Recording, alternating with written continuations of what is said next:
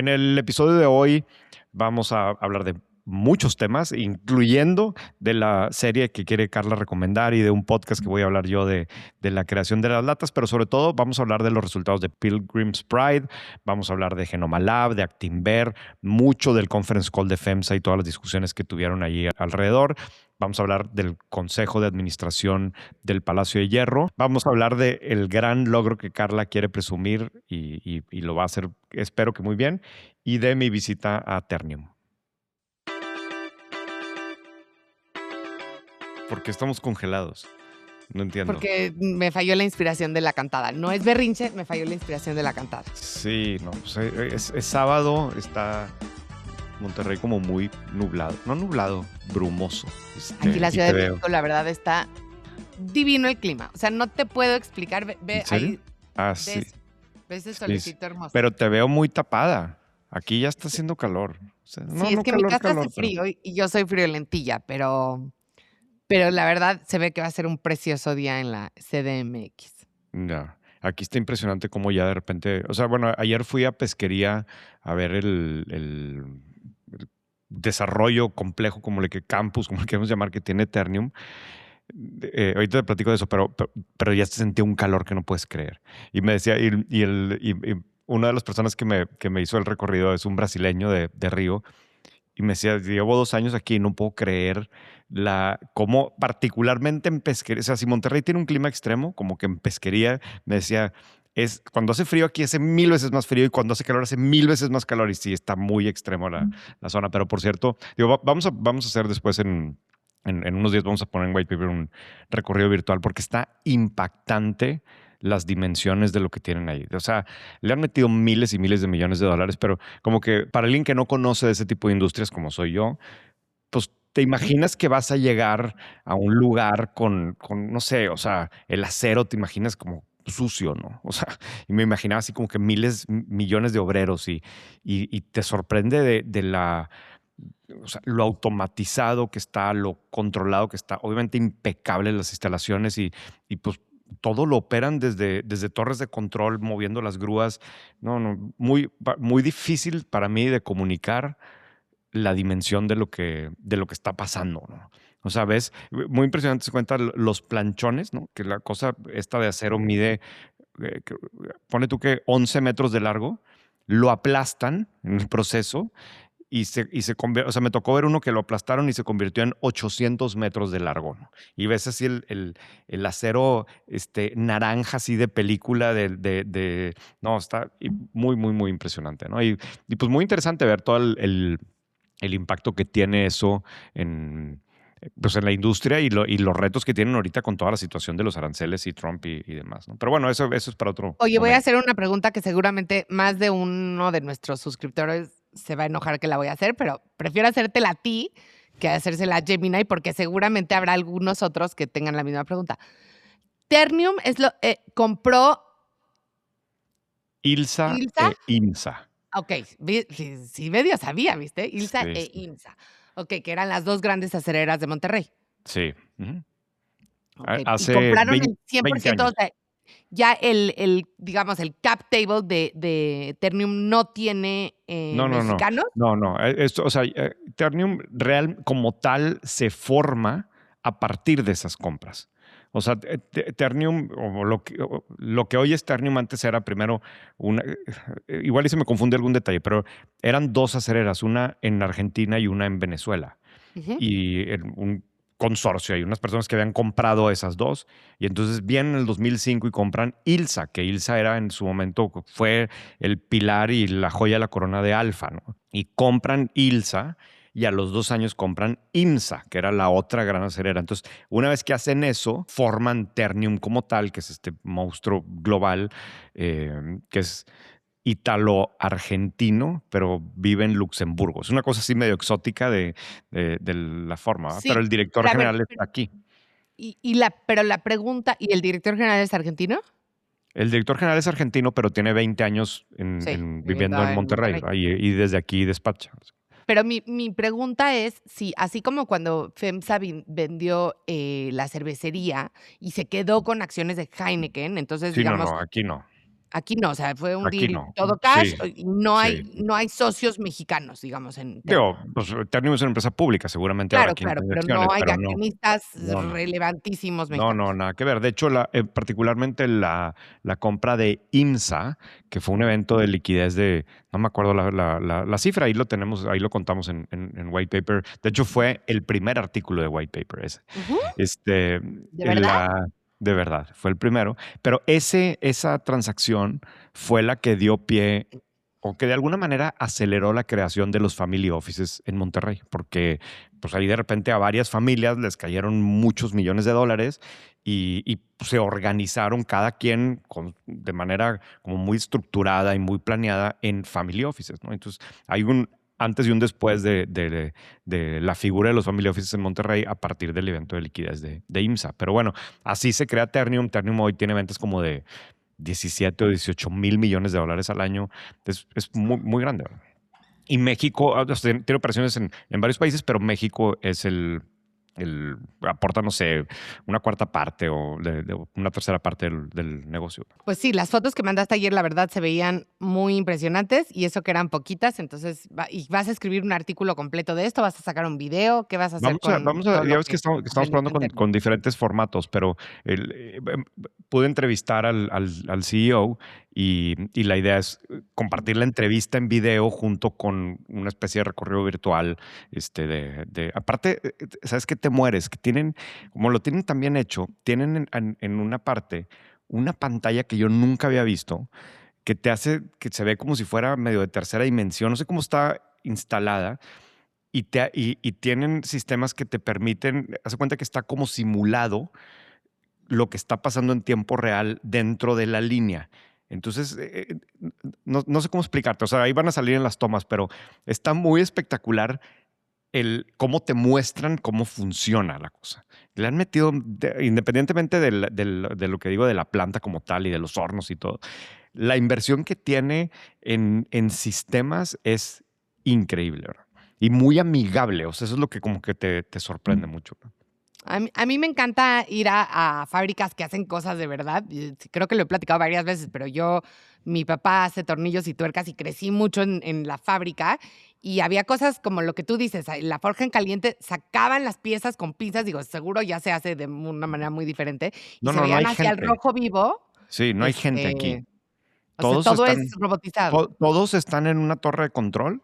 Nadie Wow. se puede bajar a donde está pasando. Y entonces, pues son grúas gigantes con imanes. Imagínate, cada planchón pesa como veintitantas toneladas y están acá con joysticks moviendo y agarran esa cosa y lo No, ponen acá bueno, del otro wow. lado. Está impactante, ¿verdad? Qué increíble.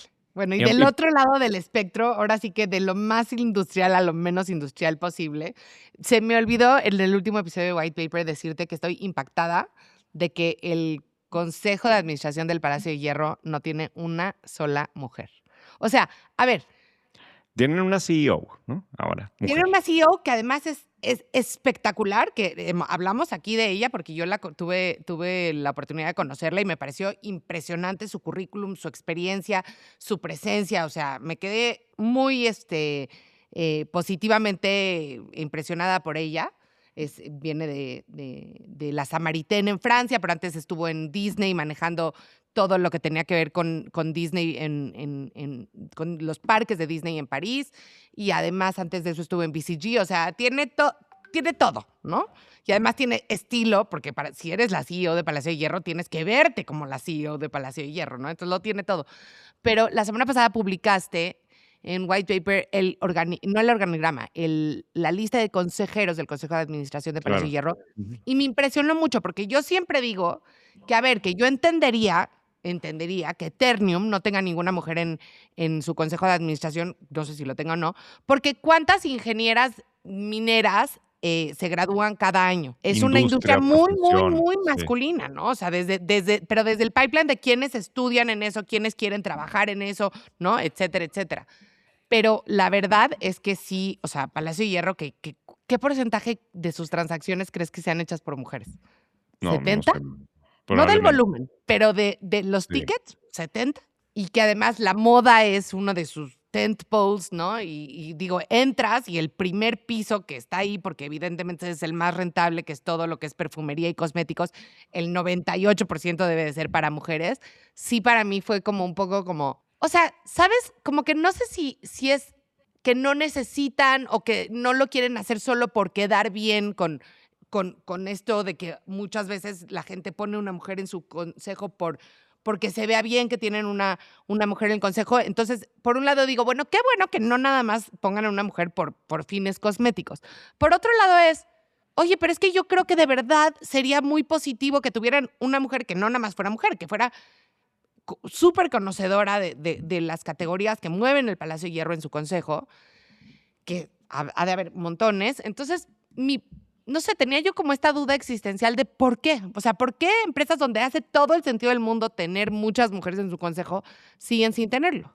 No sé qué responderte.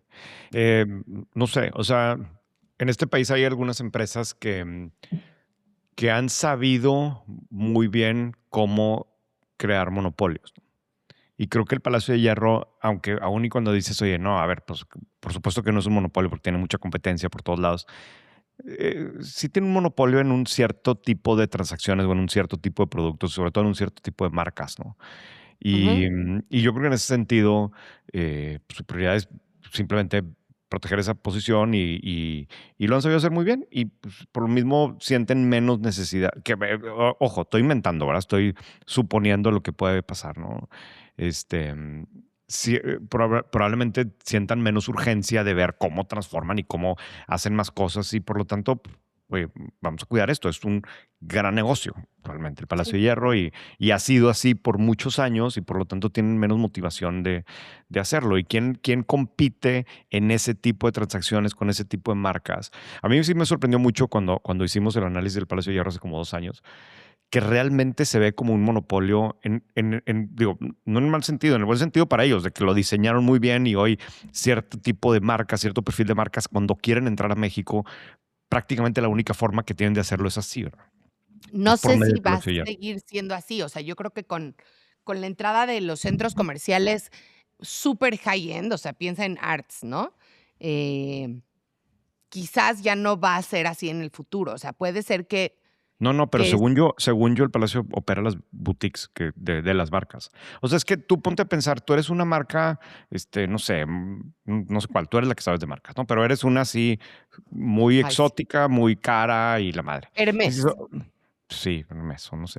Y dices, Bueno, no, oye, porque Hermès seguramente sí ya tiene una operación en México importante, pero sí, o sea, una marca nueva que quiera. sí, o relativamente más, o más chica, pero importante. Dices, oye, a ver, quiero meterme a México. Me interesa México, suena bien. Hay gente ahí que le gusta. He visto que en la flagship store que tenemos en Nueva York o en París, Sí, vienen muchos llegan muchos mexicanos. turistas mexicanos. Seguramente, sí, ya me dijo, ya me di cuenta. Entonces, oye, México, y ya vi que mis competidores tienen operaciones en México. Ok, vamos a echarle un ojo. Oye, ¿qué tamaño es el mercado para mí? Híjole, voy a vender 8 bolsas, pero quiero estar ahí porque, bueno, a lo mejor no 8, voy a vender 16, pero no va a ser ni el 2% de las ventas, ni el 1% de las ventas, pero quiero estar, ¿verdad? Porque pues me interesa y lo que tú quieras. Tú imagínate esa empresa que diga, bueno, ok, voy a ver dónde encuentro un local, dónde tiene que estar ubicado mi local. Güey? Oye, necesito constituirme, oye, necesito contratar gente, oye, hacer planes de estimaciones de la demanda, a ver, no, güey, no, no, o sea, quiero estar ahí, pero pues tampoco ni quiero correr riesgos ni nada. Cuando hay alguien que se llama el Palacio de Hierro, que todo mundo trabaja con ellos, y son los expertos, oye, pues quiero que mi marca esté en México, lo más fácil es ir y hacer un deal con el Palacio de Hierro y ellos se van a encargar de asegurarse que mi marca esté donde tiene que estar y me la van a cuidar bien y van a tener a la gente bien capacitada o sea, Sí, es sí, un pero yo no no-brainer para sé, esas yo marcas. yo no estoy segura que eso, o sea, siga siendo cierto. A lo mejor tengo datos mal puestos, pero creo que ya muchas están operando sus propias boutiques. Si alguien sabe, nos cuenta. Ya, digo, esto sí le podemos investigar. Vamos a, Sí, sí. es un buen tema. Este episodio es patrocinado por Kio IT Services. Imagina que tu empresa amanece con los sistemas detenidos. No sabes si fue un ciberataque, una falla operativa o un error interno. La pregunta no es técnica, es estratégica. ¿Tenemos el control o estamos reaccionando? Tener tecnología no es lo mismo que tener visibilidad, y sin visibilidad no hay decisiones. Y justo ahí es donde Kio IT Services trabaja. Ciberseguridad gestionada, entornos de nube y modelos de observabilidad con inteligencia artificial que te dicen qué está pasando, dónde y qué hacer después. Porque la tecnología no es solo infraestructura, es también tener la capacidad de tomar las decisiones en el momento correcto. Si quieres operar con información en tiempo real y no solamente con suerte, descubre más en www.kio.tech. Kio IT Services, Transforming Businesses Through Technology. Muy bien.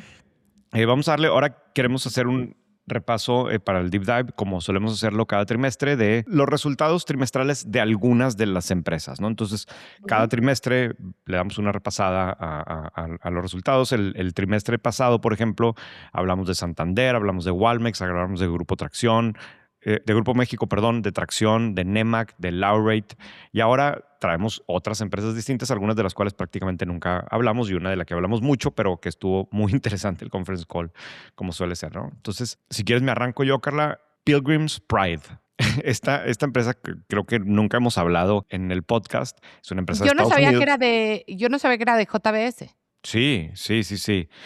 O sea, es una empresa muy grande, Muy grande. global, que tiene una operación importante en México. O sea, nomás como contexto, por ejemplo, México representa más del 10% de sus ventas, ¿no? O al menos en 2023, 2024 por ahí han dado. Y en enero anunciaron que van a invertir $1,300 millones en nuestro país a lo largo de los siguientes 5 años, porque quieren incrementar su capacidad productiva en más de 373,000 toneladas anuales, ¿no? Que es como un crecimiento de 40% para esta empresa. La mayor parte de los recursos va dirigido a las plantas que tienen en Veracruz, en Campeche, en Yucatán, algo tienen en Durango y Coahuila, tienen en San Luis, en Hidalgo, etcétera, ¿no? Los resultados en el 2025 es que en total vendieron $18,500 millones, de los cuales México contribuyó con 2,100 millones.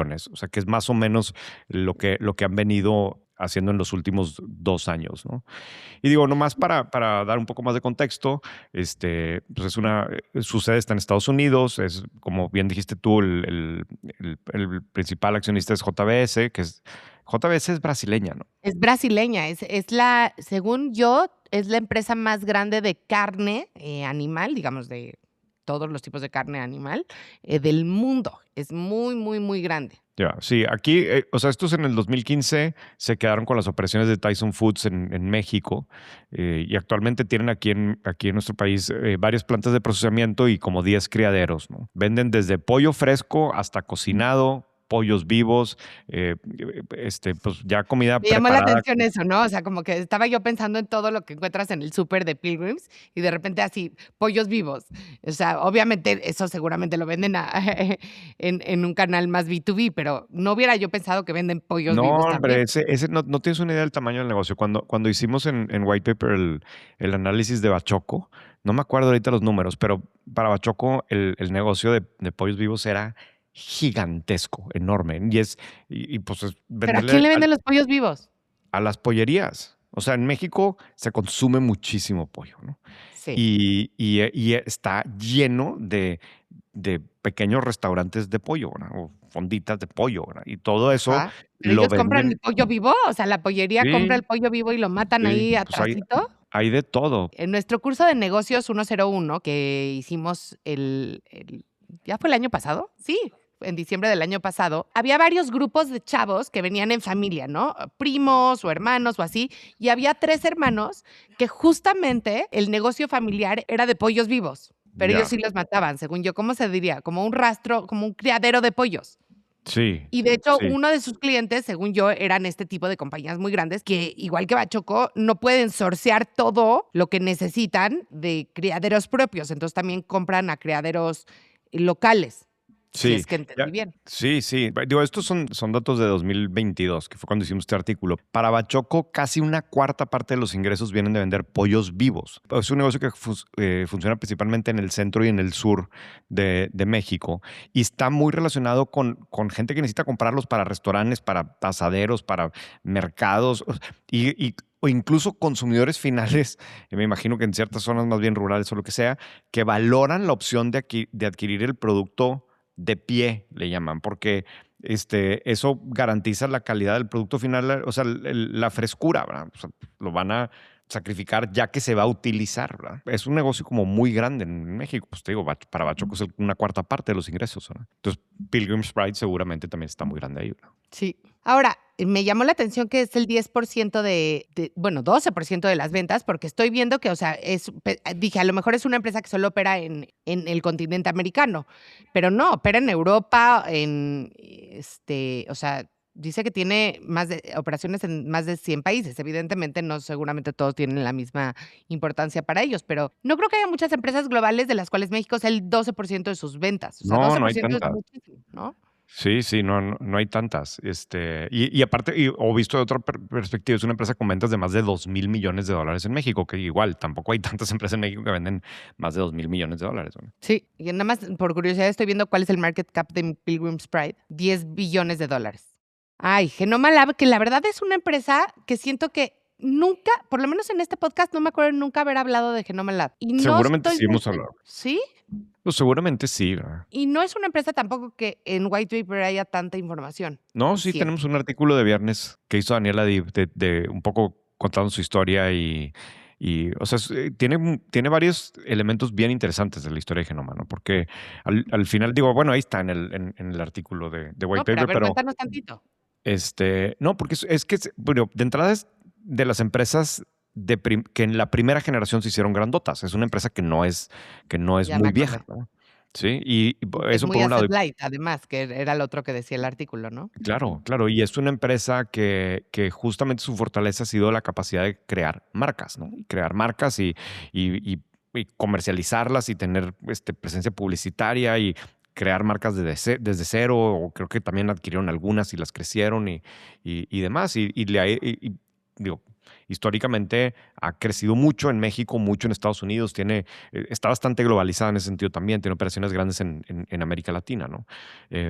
Aunque ahora los resultados pues no les fue tan bien, ¿no? Sí, entonces, bueno, justamente tuvieron un decremento en ventas en México y en Estados Unidos, y la única de sus categorías que creció fue la categoría de fórmula infantil, que no es una categoría muy grande para ellos y donde realmente se enfrentan a gigantes, gigantes. O sea, en fórmula tienen una competencia, o sea, la competencia no está fácil. Nestlé es el productor más grande de fórmula del mundo, entonces no creo que sea nada fácil competir en esa categoría. Y bueno, lo que dicen es, sí, sí nos fue mal en este último año, pero después de 8 años consecutivos de crecimiento, tanto en ventas como en márgenes. Entonces, creo que hay que hacer un poquito el zoom out y no les fue bien en esta última, y este podcast justamente se trata de estos reportes trimestrales, pero es una empresa que realmente ha tenido un crecimiento muy interesante desde que cotiza en la bolsa. Cuando empezó a cotizar en la bolsa en 2006, vendían 1,800 millones de pesos, que es más o menos $900 millones.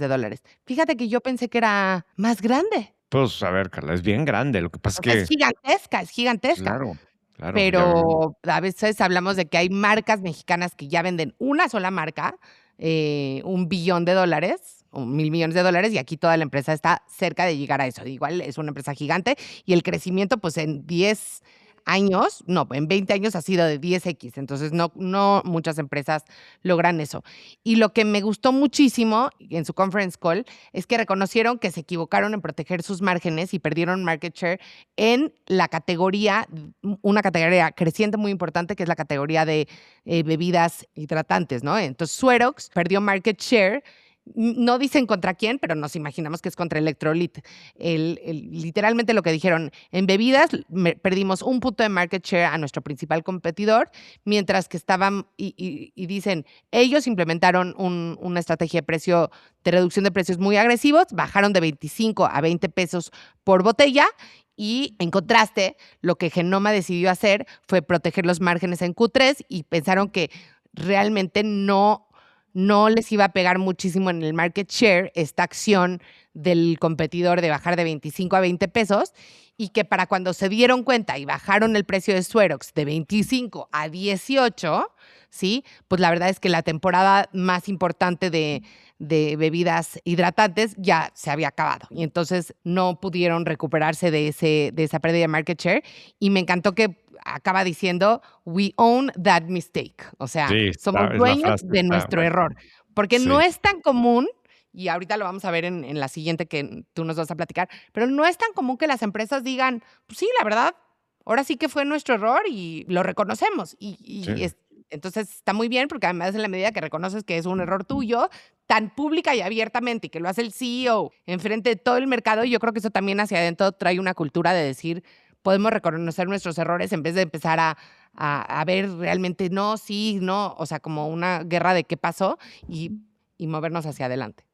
Sí, de hecho me quedé pensando, yo creo que si buscas en las transcriptions de las conference calls la palabra mistake, yo creo que debe salir bien poquito. Siempre dicen mostramos resiliencia, que Sí, sería sí, sí, como, algún no eufemismo, me ¿no? fue bien, pero es un poco como cuando te preguntan en una entrevista de, dime tus debilidades, y dices, no, soy demasiado trabajador y cosas de Sí, ese sí, tipo, sí, ¿no? sí, sí, sí. O Y cuando aquí te sí. dan feedback y te dicen, tienes un área de oportunidad, y cuando te vieron de haber dicho, la cagaste feísimo, ¿no? Sí, sí, de acuerdo.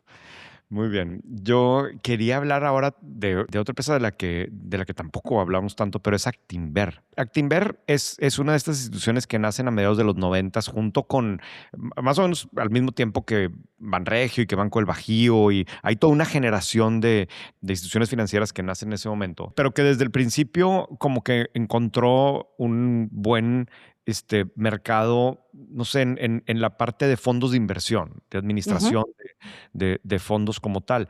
Y, o sea, hasta donde entiendo, sigue siendo muy fuerte en esa parte, ¿verdad? El año pasado cerraron es más, voy a repasar algunos de los negocios, pero por ejemplo, en la parte de fiduciaria, registraron un año particularmente favorable, más de 200 nuevos fideicomisos y un incremento de más de casi 400,000 millones de pesos en bienes en el fideicomiso. O sea, sí, pero siento que, o sea, qué bueno que aprovecharon la oportunidad. Es bastante obvio por qué pasó esto, ¿no? Había muchísimos Claro. fideicomisos en Intercam o sea, que de la noche a la mañana tuvieron que encontrar una alternativa. Ahora, qué bueno que lo lograron hacer, pero no sé si es algo que, bueno, igual y si es sostenible, porque si ya tienes el fideicomiso ahí, pues ya te va a quedar, ¿no? Y pues no todo el mundo Sí, se puso igual de listo que ellos. sí, sí, hubo mucha competencia por fideicomisos el año pasado y aquí, pues, esto lo supieron capitalizar y tuvieron un crecimiento importante en ese sentido, ¿no? Luego me llamó la atención también el negocio de banca de inversión, que reportan un crecimiento de 40%, que tiene mucho que ver con lo que hemos visto los últimos 2 años de un mayor dinamismo en emisiones de deuda, ¿no? Que si Ujú. bien no es que estemos viendo IPOs como tal, fuera de uno o dos, emisiones de deuda sí hay muchísimo y eso requiere trabajo o asesoría de esta parte, ¿no?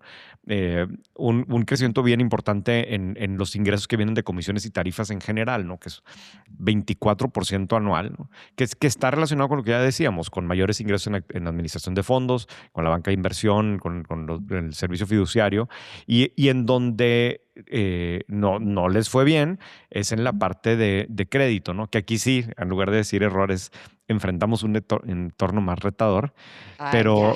pero aquí en este caso hablan particularmente de prepagos que hizo que se quedaran por debajo de las expectativas de crecimiento en la cartera de crédito, ¿no? O sea, Que gente que decidió pagar sus créditos antes de tiempo y entonces los ingresos por intereses, pues, ¿bajaron? sí, ¿Eso es lo que quiere decir? no, no, no. Significa que hace cuenta, ellos habían, no tengo aquí el dato, pero pone tú que ellos habían dicho, no, pues vamos a crecer la cartera de crédito X, un 10%. Entonces ellos siguen colocando crédito, pero sí hay gente que les está prepagando, o sea, al mismo tiempo estás creciendo tu cartera, pero hay gente que te está prepagando y entonces, o terminando de pagar, entonces está disminuyendo tu cartera. Aquí el chiste debiera ser que coloques más que lo que te están regresando, ¿no?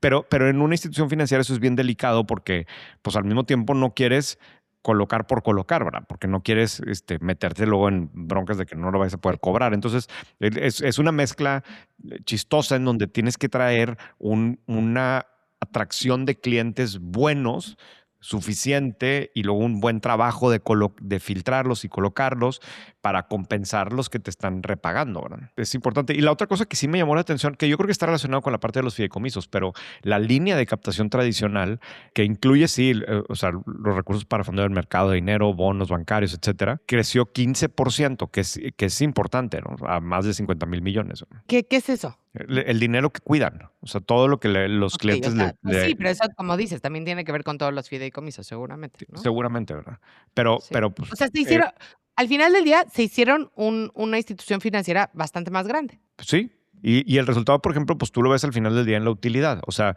de haber generado 1.400 millones de utilidad en el 2024, para el 2025 eso creció a casi 1.900 millones, que es significativo. Ujú. Sí, es 34%. A ver, FEMSA, pues como dijimos en White Paper, esta empresa, ay, me encanta que pones La Regia. O sea, ya FEMSA ya es Bueno, muy mexicana, pero bueno. sí, pero es que en la redacción, lo que Carla está leyendo, lo que Carla y yo tenemos enfrente de nosotros son las notas sobre las cuales vamos a hablar Comentar. sí, comentar. Y entonces, Entonces, les explico yo. Entonces, en la nota que salió en White Paper hace unos días, dice FEMSA, ¿no? Ese es el titulito. Y luego dice, la Regia reportó que sus ingresos totales mejoraron 7.6% en el año. O sea, sí, pero si pero, estuvieras hablando, por no, ejemplo, no, no, no. de Carla, Interceramic, no dices la chihuahuense. no, lo que pasa es que lo que estás leyendo son copy-pastes, o sea, son copiado de allá y pegado acá, ¿no? O sea, lo Ajá. copié y entonces ese no era el primer párrafo. El primer párrafo decía otra cosa. Entonces yo ya hace cuenta que a la hora de redactar empiezo hablando, no sé, FEMSA. FEMSA hizo no sé qué, no sé qué. Luego digo, la empresa hizo no sé qué, no sé qué. Y luego, la regia, porque ya no quiero no quiero Sí. repetir el término FEMSA o empresa, pero aquí, Y eso, entre paréntesis, es una deformación que tenemos los dos, porque así nos enseñaron a escribir en el periódico Reforma a mí y en el Norte a ti. O sí. sea, pero bueno, no Sí, importa. Pero mi punto es, sí, estás encontrando 3 maneras de referirte a la misma empresa. Pero mi punto es que, y no sé si se va a entender esto en podcast, pero que cuando hablas de Intercerámica, aunque sea la tercera vez, no dices la chihuahuense. O sea, está muy bien. mm, O sea, pero sí valoro te tu diría que orgullo, es de Chihuahua. No, claro que sí lo tu hago. orgullo regio. No, no estoy de acuerdo, porque sí lo hago, de decir de dónde son, sobre todo cuando no son de la Ciudad de México, ¿verdad? O sea, Ok. y es más, y con O sea, mayor razón, no dirías Televisa la chilanga. no, pues no, evidentemente no, pero sí a lo mejor cuando hablamos de, Farmacias este, del ahorro sí dirías la chiapaneca. pues no, porque No, también claro ya que está en no. Monterrey. No, pero sí, por ejemplo, si hablamos de una empresa de Guadalajara, muchas veces decimos, no, obviamente si es Farmacias Guadalajara, no necesito decirte que está en Guadalajara, pero a lo mejor de Betterware sí te digo que su sede está en Guadalajara. O si hablamos de Coppel, pues a lo mejor sí te digo que es de Culiacán, ¿verdad? Pero es un La tema de, culiacanesa. No es cierto, pero bueno. Lo no voy a poner la culichi, pero sí pongo que su pero sí sede pones la está. regia. Sí, es un Bueno, tema de redacción. Vete a buscar el mail para que veas que queda bien cómo estaba redactado originalmente. bueno, está bien. Está bien, yo también tengo mucho orgullo por lo mío. Pero bueno, hablando de FEMSA, reportó ingresos que mejoraron. O sea, acuérdense que estamos como en el último trimestre se reporta el año completo, estamos hablando realmente del año completo de FEMSA. Sí. Entonces, 2025 contra 2024, sus ingresos aumentaron en 7.6%, que ya son 841 mil millones de pesos. Y también crecieron la utilidad de operación en 4.7%. Lo que sí es que la utilidad neta bajó bastante, bajó 18% debido a pérdidas cambiarias, o sea, cosas que no se le pueden atribuir a la empresa y menores ingresos por intereses en comparación con 2024. Digamos, la operación de la empresa va bien porque tanto en ventas como en utilidad de operación crecieron, que es lo que puede uno exigirle a una empresa. Ahora, pues, el tipo de cambio y los intereses es diferente, ¿no?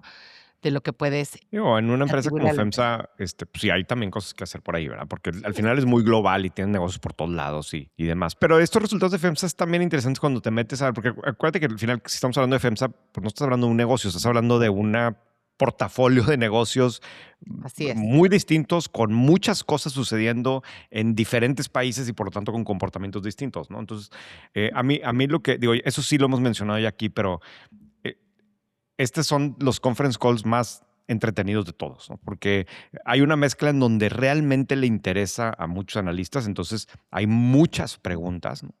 Y hay muy el perfil de los analistas, pues hay gente que estudia mucho la empresa y que se va al pasado y se ve lo que dijo y cuestionan y hay mucha acción en ese sentido.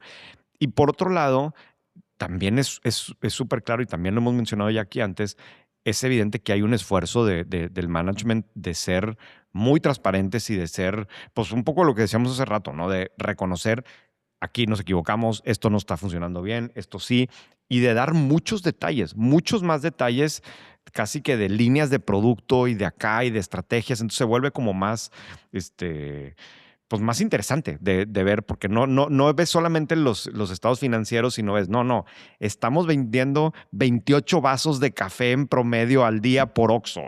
Esa fue la Sí, estadística que me fascinó. Y sí, entonces sí, ahí mismo habla de que por qué siente que es bajo comparado con lo que deberían de sí, vender por Oxxo por día de vasos de café y que habla del origen del café, que dice que es muy buen café y que quiere que realmente la gente vea como, ok, yo empiezo mi día pasando al Oxxo y tomando una taza de café del Oxxo, ¿no? sí. Entonces, Eligiéndome el café del Oxxo. Sí, y fíjate, hacen una comparativa, dicen, en Japón, las tiendas de conveniencia venden alrededor de 100 tazas de café al día. Entonces, pues, lo que eso quiere decir es que, de esto no lo dice él, pero la matemática que podríamos pensar es, pues entonces deberían de estar vendiendo 4 veces más. Y aparte, imagínate el margen que tiene el café en sí, una tienda de Oxxo, ¿no? Y sí, además la claro. generación de tráfico que puede lograr si realmente se vuelve un hábito del consumidor de pensar, me despierto y de camino al trabajo paso al Oxxo y me compro un café. Sí, sí, ese es un muy buen ejemplo de lo que me refiero, del nivel de detalle al que entran en el conference call y bueno, pues sí, en particular digo, a ver, así nomás para resumir rápido, hay un mensaje, hubo dos cosas muy importantes, creo, o muchas, pero dos en particular. Uno es un claro mensaje de que nos vamos a enfocar en México. Y en México, tanto en Oxxo, sin quererle quitar mérito a lo que están haciendo Estados Unidos y Brasil, porque también lo mencionaron mucho, pero sí hay un mensaje, a ver, México y Oxxo. Y además, un poco también el tema de Coca-Cola FEMSA, por la importancia que juega México en sus resultados, ¿no? Ese para mí fue una parte. Y luego la otra parte que también le entraron, no quizás con tanto detalle como nosotros, pero sí se están reorganizando tanto desde el punto de vista de estructura directiva, ¿no? Cambió la forma del organigrama, como también desde en particular con el cambio entre, no cambio, pero sí una nueva forma de pensar la relación entre Spin y Oxxo, ¿no? Que si quieres ahorita hablamos un poco más, ¿no? Voy a hablar en particular del tema de Oxxo. Y dicen como tal, empezamos 2025 con un entorno muy retador porque estaba disminuyendo el tráfico en las tiendas y le fallamos como a las expectativas de recovery que creíamos que iban a pasar de 2024 hacia 2025, ¿no? ¿Y Que estaba explicaron por relacionado. qué estaba bajando el tráfico a las tiendas? No, lo que pasa es que acuérdate que después de las elecciones, ellos específicamente decían como un post-election hangover, ¿no? Como que antes de las elecciones hay mucho más dinero en la calle, ¿no? De todo tipo, y pues eso genera más movilidad en el tráfico, en las tiendas y demás. Y luego como que viene una cruda como tal, y entonces ellos esperaban que 2025 ya se recuperara el tráfico y pues parecer no estaba sucediendo, ¿no? Y dice, a ver, nos tomó más tiempo de lo esperado diagnosticar bien por qué estaba pasando eso, pero nos dimos cuenta que había un tema de competitividad nuestro, ¿no? O sea, un problema que, De que, que nuestros estábamos precios contra los perdiendo. changarros. Sí, que estábamos perdiendo en las categorías core, ¿verdad? Y entonces tuvimos que reaccionar, que otra vez tienes un caso donde estás diciendo, no, a ver, le estaba echando la culpa a lo de afuera, pues me di cuenta que la culpa era mía, ¿verdad? Y yo tenía que cambiar esto. Y entonces cambiamos el mix de productos y de presentaciones y buscar más promociones y incluso ser más agresivos con los proveedores, decían también, para tener puntos de entrada más barato en categorías core. Y eso nos permitió empezar a recuperar market share, ¿verdad? ahora sí, ya hacia finales del año estamos acercándonos a lo que realmente creíamos que iba a pasar desde el principio, pero pues nos tomó tiempo lograr eso, ¿no? Y sí, también dicen, no, estamos en un vacío, ¿verdad? Sí, nos afecta también el El clima y clima. bueno, local lo de Jalisco, que eso no se ve en estos resultados, pero un poco de todo lo que sucede alrededor de las tiendas, ¿no? Eso no ha cambiado, pero dice, ya estamos logrando que nos afecte menos con esto. Y eso es lo que decías tú ahorita, Carla, dice, by focusing en las variables y los drivers que podemos controlar. ¿Verdad? Y nos enfocamos en eso y logramos resultados mucho mejores, ¿no? Ahora, Eh, si te fijas, hay algo muy interesante aquí ahorita que hablamos de Genoma Lab, o sea, están hablando de sensibilidad altísima al precio del consumidor mexicano. O sea, que sí estaba yendo al changarro, aunque a lo mejor era una peor experiencia de compra, por un tema de precio. Entonces, que hasta que tuvieron que ajustar ese precio, no sí, lograron recaptarlos, ¿no? sí. Y luego hablan también dice, a ver, nuestra obsesión es que estamos como el 10% de las transacciones en nuestras categorías principales. O sea, ¿esto qué significa? Que en el mercado de snacks, dicen, oye, pues somos el 10% de las transacciones del mercado de snacks en México. ¿Verdad? No, Eh, yo no lo entendí así. Si quieres, o sea, te voy a decir cómo lo entiendo yo. Lo que ellos dicen es, nuestra principal sí, obsesión tienes es que razón. hoy en día solo estamos como líderes en el 10% de las ocasiones de consumo de las que podríamos servir. Entonces, sí, la gente cuando piensa en necesito comprar cigarros o necesito unas chelas o necesito un refresco o un snack, piensa en Oxxo. Pero lo que dicen es, no queremos que solo piensen en Oxxo en ese 10% de ocasiones de uso, sino también queremos que piensen en nosotros cuando van a pensar en café, en desayuno, en necesito reabastecer mi despensa, lo cual ya te está hablando de que quieren ser mucho más importante en el día a día del mexicano de lo que ya son, que de por sí ya son Claro, gigantescos, ¿no? claro, tienes toda la razón. Sí, es justo eso, ¿no? Y ahí es cuando hablan del potencial que tienen con el café y demás, ¿no? Y relacionado con esto están los cambios en Spin, que Spin pues es donde tienen todas las diferentes iniciativas digitales y que sí, los servicios como tal de fintech y temas transaccionales de pagos con otros negocios y demás. Ujú. Y el mensaje fue como que, espérate, a ver, vamos a controlarlo mejor y lo vamos a ligar más a Oxxo. O sea, como que en algún momento hay una parte del discurso que parece que Spin se empieza a ver como algo aparte, ¿no? Y es cuando empiezan a hablar de su licencia bancaria y ahora dicen, no, espérate, vamos a olvidarnos de lo de la licencia bancaria, al menos por ahora, y vamos a asegurarnos de que Spin aproveche lo que siempre ha sido su principal ventaja competitiva, que es tener Oxxo, ¿no? Tener Oxxo al lado y al mismo tiempo que Oxxo pueda utilizar Spin como la plataforma para digitalizar más a sus clientes. Pero el mensaje es como, enfatizan mucho, ver, los vamos a juntar. Luego explican, no, lo vamos a mantener como un P&L diferente, ¿no? Tampoco es que los estamos fusionando como si fueran una sola división, pero sí queremos que trabajen mucho más cerca y que se puedan beneficiar cada uno de sus fortalezas y, pues no sé, como que da la impresión de que en algún momento empezó a tomar vida por sí solo, pero Spin por sí solo, pues quema muchísimo dinero y yo creo que el miedo era que, pues, ¿para qué estamos haciendo algo que no está realmente aprovechando el tráfico que ya tenemos acá y la marca que ya tenemos acá y demás? Que sí lo han aprovechado, porque si no, no existiría Spin, pero como que quieren darle mucho mayor énfasis, mucho mayor enfoque a menos que Spin ande probando cosas por fuera y que todo lo enfoque a lo que ya tenemos adentro de Oxxo. Hay un cambio en el equipo, justamente me imagino que con esta parte del énfasis, ¿no? A ver, y la verdad es que hay muchos cambios de liderazgo en FEMSA. En el conference call, José Antonio Fernández habló de todos los cambios que están haciendo en Spin. En Spin justamente hay un nuevo CEO, que es Rodrigo García Jacques, que reemplaza a Juan Carlos Guillermetti. Pero más allá de lo que dijo en el conference call, en este año solamente hemos publicado 9 movimientos clave, la sección que tenemos de movimientos clave que ahora sale los lunes. Y esos son los que nos enteramos y que son realmente de hasta arriba. Entonces, aquí mi pregunta es si esto es normal en una empresa tan grande que haya tantos cambios de liderazgo en un año o si tiene que ver también con el cambio generacional y con que el nuevo CEO está consolidando su equipo Claro, directivo, que ¿no? es un nuevo CEO. O sea, acuérdate que José Antonio acaba de Sí, entrar hace algunos meses y pues está meses. reorganizando su equipo. FEMSA, o sea, a ver, FEMSA tiene 15 años en una transformación constante. O sea, si tú ves todos los cambios en todos los sentidos, tanto en los negocios en los que opera, en los países en los que opera, en obviamente la estructura, en sus estados financieros, de dónde genera ingresos, en los últimos 15 años ha variado de una manera impresionante, ¿verdad? O sea, y sobre todo considerando que es una empresa que, como empezaste diciendo, o sea, el año pasado vendió 840,000 millones de pesos. O sea, si no me equivoco, en ingresos debe ser la tercera o cuarta, yo creo que tercera empresa más grande en ingresos en México, ¿verdad?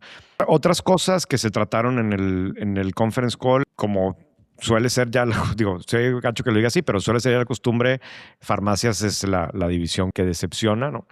Sí dicen, a ver, o sea, el año pasado le hicieron una reducción fuertísimo en el negocio de farmacias en México y esperan que, digo, apenas se está estabilizando y esperan que eso se empiece a dar mejores resultados, pero el último trimestre no fue bueno. Ahora no fue bueno tampoco en Colombia, ¿no? Que entiendo que esa sí era una división como que bastante fuerte. Traen ahí un tema que tienen que resolver con dinero que les deben y sí, reconocen, this will be a tough year in terms of results for this division. O sea, no nos ha ido bien y tampoco esperen que este año vayamos a tener resultados impresionantes, pero pues ahí siguen con eso, ¿no? Y bueno, y la otra cosa que mencionaron, que tomó bastante tiempo el conference call, fue Vara. Este es el formato de FEMSA que compite con tiendas Neto y con tiendas 3B. Nunca sé si llamarles BBB o 3B.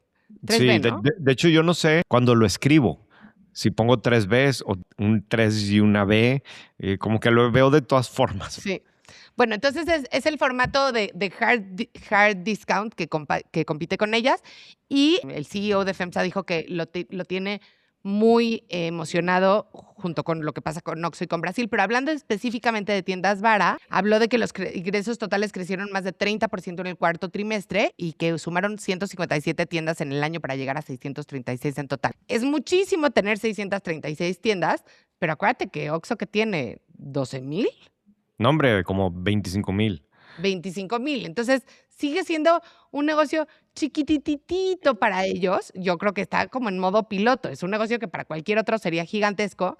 Y lo que dice es que el 2026 es el año donde quieren crecer dramáticamente su ritmo de crecimiento y quieren crecer su base por un tercio este año. Entonces, más o menos, pues igual iban a acabar con, no sé, 800 tiendas, ponte tú, ¿no?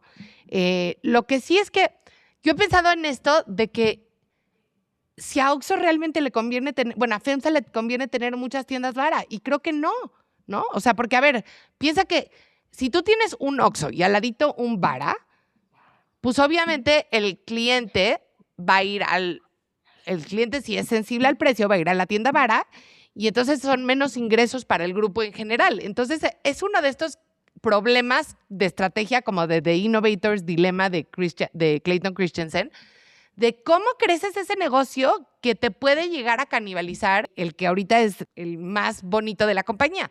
Evidentemente, o sea, esto es una cosa teórica que estoy diciendo, porque con solo 636 varas y con 24,000 Oxxos en el país, o sea, no hay nada, ni las hard discounters que ya existen, ni Vara le va a hacer mucho a Oxxo, pero pues no sé, yo creo que lo que están pensando a lo mejor es si igual va a explotar el hard discount en México, pues que se lo lleve tiendas Neto o tiendas 3B a que nos lo llevemos una parte importante del market share nosotros, pues también queremos jugar en esa cancha, ¿no?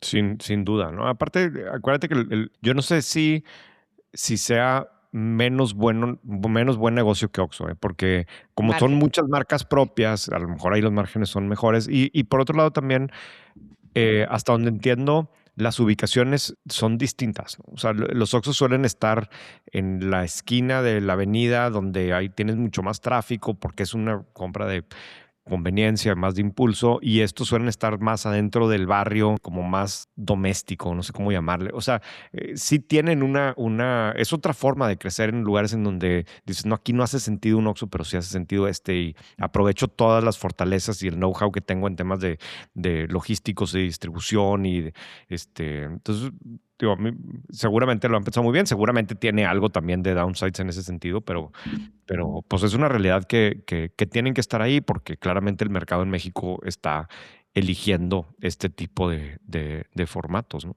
A mí, digo, simplemente por no dejar, me llamó la atención una pregunta de que siempre sé que a los analistas les interesa mucho, pero hay una pregunta de Rodrigo Alcántara, del de UBS, que dice, a ver, just for the sake of conversation, ¿no? O sea, más a nivel teórico, ¿no? Pero, ¿cómo encaja COF, Coca-Cola FEMSA, en todo esto? Porque pues toda la conversación giró en torno más a retail. Claro, Coca-Cola FEMSA tiene su propia conference call porque al final del día es una empresa separada, ¿no? Y Este, gigantesca. gigantesca, ¿no? Y muy, muy, muy rentable, ¿no? Entonces dice, oye, ¿cómo encaja aquí COF con todos estos negocios de retail, ¿no? Y José Antonio contesta como, a ver, Coca-Cola FEMSA y proximidad o retail, si fueran dos empresas separadas hoy, ¿las fusionaríamos? La verdad que no, ¿verdad? O sea, dicen, pues si haces el ejercicio teórico al revés de decir, oye, ya están juntas, pero si no estuvieran juntas, ¿las estarías juntando? Y dice, pues no, ¿verdad? Pero por otro lado, dice, la posibilidad de separarlas tiene demasiadas implicaciones y reconoce, hemos hecho muchísimos análisis al respecto. Dice, a ver, somos una empresa, al final como empresa tenemos 135 años y lo que creo que hemos demostrado en los últimos años es que somos sumamente pragmáticos, ¿no? Eh, Hoy, por ejemplo, pues digo, empezamos con cerveza y hoy realmente lo único que tenemos de cerveza es lo que vendemos en las tiendas, que sí vendemos mucho, pero ya no es nuestro negocio, ¿no? Y queremos mantenernos muy pragmáticos en ese sentido. Y hasta aquí mis comentarios, dicen. Entonces, estuvo interesante, ¿verdad? O sea, lo que te dice un poco es, FEMSA ve su negocio como vamos a estar en el negocio que sea el negocio donde tenemos que estar en el momento adecuado y no tenemos... Apegos sentimentales. Exacto, ese estaba buscando, apego sentimental de que no, es que esto lo hizo mi abuelo, mi bisabuelo, es importante para Monterrey. O sea, más bien es dónde podemos agregar más valor en cada momento. Y digo, si alguien tenía una duda, el hecho que hayan vendido la cervecería, obviamente yo creo que nos quita todas esas dudas. Y fíjate que eso tiene en común, ya cambiando de tema para cerrar, con tu artículo del viernes de Jaime Chico Pardo, ¿no? Que justo, o sea, decía, este es un deal maker y es súper pragmático. O sea, está Sí. donde ve una oportunidad. Claro que tiene el compromiso con México, que creo que es lo mismo que podríamos decir de FEMSA, pero no se va a quedar por ninguna razón sentimental, ¿no? Sí, que justamente parte de su éxito es que ha sabido cuándo salir, ¿verdad? Y no quedarse forever, ¿no? Y es una cosa que se dice muy fácil, pero yo creo que la mayoría de los empresarios del mundo, no estoy hablando de los gigantescos, estoy hablando de los empresarios que conocemos todos los días, es una de las cosas más difíciles de hacer. Siguiendo el comentario tuyo, yo no quiero vender white paper, ¿verdad? O sea, y lo sientes tuyo. Aquí me van a arrancar de la puerta, ¿verdad? Si en algún momento... Muy bien, entiendo Como que tú... decían en Harvard Business School, es el eterno dilema de los empresarios de ser rich versus king. Sí. Bueno, Eso está muy a nivel gringo. Pero bueno, tú traías una recomendación, porque si no yo yo traigo traigo una recomendación. No la he terminado de ver. René siempre dice que no hay que recomendar antes de terminar de ver, pero pues voy a violar ese precepto whitepaperense y voy a recomendar Love Story, esta serie que está en Disney Plus porque la produjo Hulu y es la historia de John F. Kennedy Jr. y Caroline Bessette, que todos sabemos cómo acabó, o bueno, espero que todos sepan cómo Todos los de acabó. nuestra generación, Carla. Todos los de nuestra generación, exacto. John F. Kennedy Jr. es el hijo de Jacqueline Kennedy Onassis y el presidente John F. Kennedy. Y era el hombre más codiciado en el mundo. O sea, porque era como el paquete completo. Era guapísimo, pero además era hijo de un presidente, pero además era hijo de una socialité, pero además, o sea, todo bien. Pues no más hasta ahí, ¿verdad? Porque hasta donde entiendo nunca hizo nada, ¿verdad? Bueno, no, a ver, yo creo que O sea, crecer era como en ese... el influencer estrella antes de social Antes del media. infanterismo. A ver, muy famosamente cada vez que reprobó 2 veces el examen del bar de Nueva York y entonces todo el mundo decía otra vez, le ponían en los headlines, también está cañón crecer así, o sea, de las primeras escenas es que Beth está llegando a su oficina y ve todos los periódicos del día y dicen algo así como flunk hunk, ¿no? Como que el guapo otra vez reprobó, ¿no? Y cómo se enamora de esta chica Caroline Bisset. A mí me gustó mucho primero porque me acuerdo mucho de esa historia y siempre he sido una súper consumidora de tabloides. Ahora pues ya no los compro, pero antes los compraba todos. Pero están igualitos, ella es más guapa que la Caroline de la vida real, pero era una historia muy interesante porque eran como los primeros que fueron atosigados por los paparazzis en Estados Unidos, ¿no? Y está muy bonita hecha, está con puras canciones de los 90s, la moda increíble porque ella trabajaba en una casa de moda y él obviamente se vestea súper bien. Ella trabajaba para Calvin Klein, de hecho. Y luego, por ejemplo, cosas que ya se me había olvidado, ¿no? Pero era como, todo el mundo fumando en todos lados, ¿no? Pues claro, así era en los 90, la gente fumaba en las fiestas, en las oficinas, en el trayecto, en el camino al transporte público. Ahorita ya es raro ver fumar a la gente, excepto en lugares que son para fumar, ¿no? Sí, claro. Sí te llama mucho la atención. Entonces, bueno, se las recomiendo. Muy bien. Yo quisiera recomendar un episodio que escuché ayer de un podcast que se llama Business History, que explica la historia de las latas entendiendo la comida enlatada, ¿no? Es de ese tipo de cosas que no damos por hecho hoy, pero que el impacto que tuvo el que existiera la forma de guardar comida y que no se echara a perder, porque esto es antes de que existiera los refrigeradores o los sistemas de enfriamiento, pero que no se te echara a perder la comida y que pudieras comer Planear en para otro una momento semana. de cuando se produjo, tiene un impacto gigantesco que nunca se me ha ocurrido, por ejemplo, en el desarrollo de las ciudades. O sea, el que pudiera mucha gente vivir en un lugar y no podía haber suficiente producción, agricultura al lado, pero eso lo permite el que puedas tener las latas, ¿no?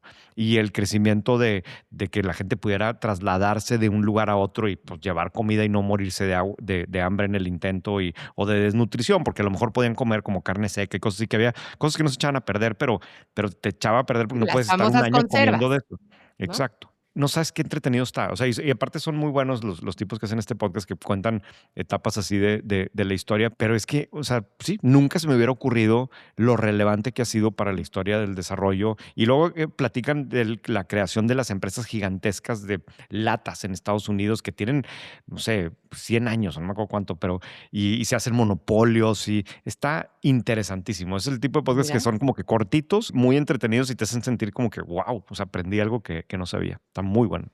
Muy bien, lo voy a escuchar. Oye, ¿y no me vas a felicitar? ¿Por qué te tengo que felicitar ahora, Carla? Pero felicidades. Gracias. Porque cumplí 1000 días en mi streak de Duolingo. De hecho, creo que Duolingo no le fue bien en los resultados. Ahora que me acuerdo, no lo traía aquí el resumen, pero No, la leí como verdad que que no le fue bien. la acción va para abajo, pero no me quites mis 5 minutos de Tu fama, oye. Thunder. Sí, sí, sí. 1000 días. 1000 días. Me mandaron un pastel muy bonito la gente de Duolingo y bueno, y ahora ya no sé si quiero. No, sí, claro que voy a seguir. La verdad es que es bonito tener un A ver, hábito pero de. habla aquí en hebreo o algo. A ver, queremos demostrar que después de 1000 días algo Ya, aprendiste, qué ¿verdad? barbaridad. Ya me voy a poner. A ver, ¿qué quieres que te diga? Ani Platícanos. sameach meod, ki ani lamadetik bar, mea yamim beduolingo kol yom, hamesh dakot beivrit. No tengo manera de juzgar o calificar si lo que dijiste es correcto o no, ni la pronunciación ni nada, pero confío en que después de 1000 días debes de ser bastante buena para eso. Pues mira, ¿sabes qué? Por lo menos puedes leer mejor y puedes entender palabras sueltas. O sea, 1000 días de 5 minutos, tampoco es que le he Sí, echado sí, sí. tantas ganas. Sí. Pero sí creo que, o sea, sí cambia muchísimo. Yo creo que igual para aprender cualquier idioma, el último jalón tiene que ser sí o sí algo inmersivo, ya sea que te vayas a Claro. conversación por 2 horas a la semana o al día o lo que sea, pero ahí la llevo. En fin, Pues felicidades por tus 1000 días. toda raba. ¿Me puedes decir Listo, más Carla. alto, Carla? A ver, dime, más alto, Carla. Más alto, Carla. ¿Así? Toda raba, René. Muy bien. Bye. Bye. Este episodio es patrocinado por Kio IT Services. Imagina que tu empresa amanece con los sistemas detenidos. No sabes si fue un ciberataque, una falla operativa o un error interno. La pregunta no es técnica, es estratégica. ¿Tenemos el control o estamos reaccionando? Tener tecnología no es lo mismo que tener visibilidad, y sin visibilidad no hay decisiones. Y justo ahí es donde Kio IT Services trabaja. Ciberseguridad gestionada, entornos de nube y modelos de observabilidad con inteligencia artificial que te dicen qué está pasando, dónde y qué hacer después. Porque la tecnología no es solo infraestructura, es también tener la capacidad de tomar las decisiones en el momento correcto. Si quieres operar con información en tiempo real y no solamente con suerte, descubre más en www.kio.tech. Kio IT Services, Transforming Businesses Through Technology.